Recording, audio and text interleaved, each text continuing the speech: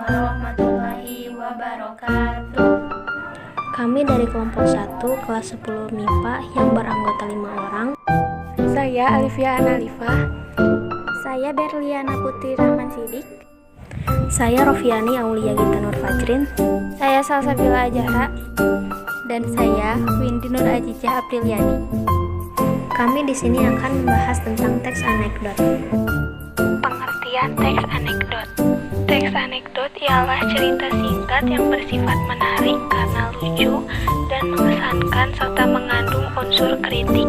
Biasanya teks anekdot ini mengenai orang penting atau orang yang terkenal dan berdasarkan kejadian yang sebenarnya.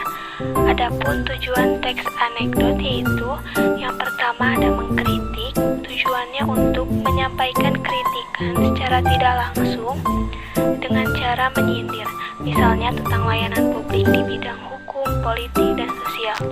Yang kedua ialah untuk menghibur, maksudnya tujuannya untuk membangkitkan tawa, menggairahkan, atau untuk menghibur para pembaca.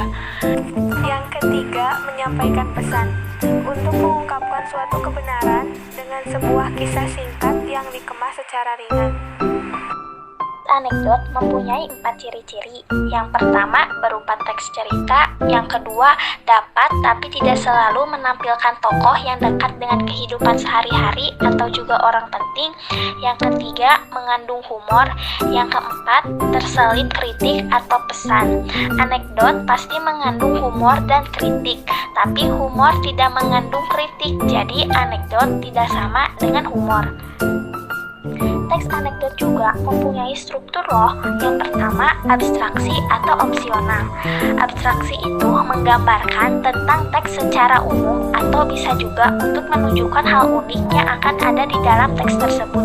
Lalu yang kedua, orientasi.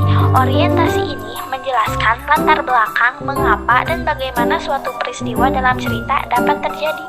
Lalu yang ketiga, krisis. Krisis itu menjelaskan masalah utama dari teks anekdot.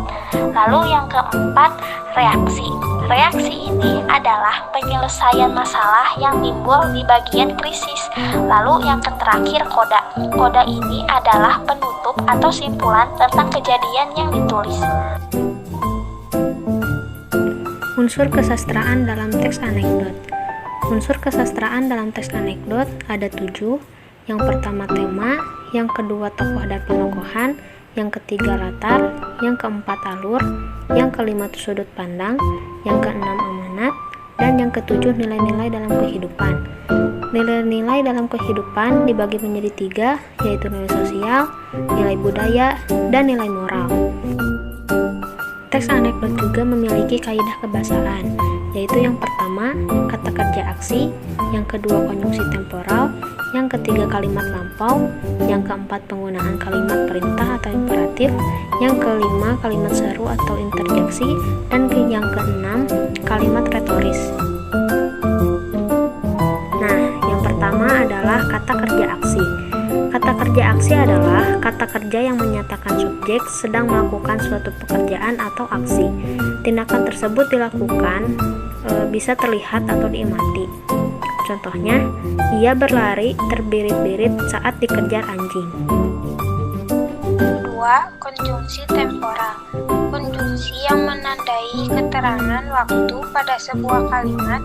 Konjungsi ini juga berfungsi sebagai alat untuk membuat jaringan antar kalimat menjadi padu. Contoh, ketika ia melewati tangga, ia melihat sebuah lukisan. Ketiga, kalimat lampau. Kalimat yang menyatakan peristiwa masa lalu ditandai dengan informasi dalam kalimat mengenai sebuah kejadian atau peristiwa yang telah terjadi atau terjadi di masa lalu. Contohnya kemarin. Kemarin terjadi perampokan rumah di kawasan Bandung pada pukul 2 malam. Yang keempat, penggunaan kalimat perintah atau imperatif. Penggunaan kalimat perintah atau imperatif adalah kata kerja yang menyatakan objek sedang melakukan suatu pekerjaan atau aksi yang bisa terlihat atau diamati, mengandung partikel lah dan kan. mengandung tanda seru. Contohnya, matikanlah lampunya. Yang kelima, kalimat seru atau interjeksi. Kalimat seru atau interjeksi adalah kalimat yang digunakan untuk menggambarkan perasaan yang ada di dalam diri seseorang. Menggunakan tanda seru digunakan dalam bentuk percakapan. Kita sering menemuinya dalam percakapan sehari-hari. Contohnya, wah, tulisanmu bagus sekali. Yang terakhir ada kalimat retoris. Kalimat retoris adalah kalimat tanya yang tidak memerlukan jawaban, karena jawaban dari pertanyaan yang diajukan secara umum sudah pasti dan tidak perlu ditanya lagi. Contohnya, kamu mau uang gak?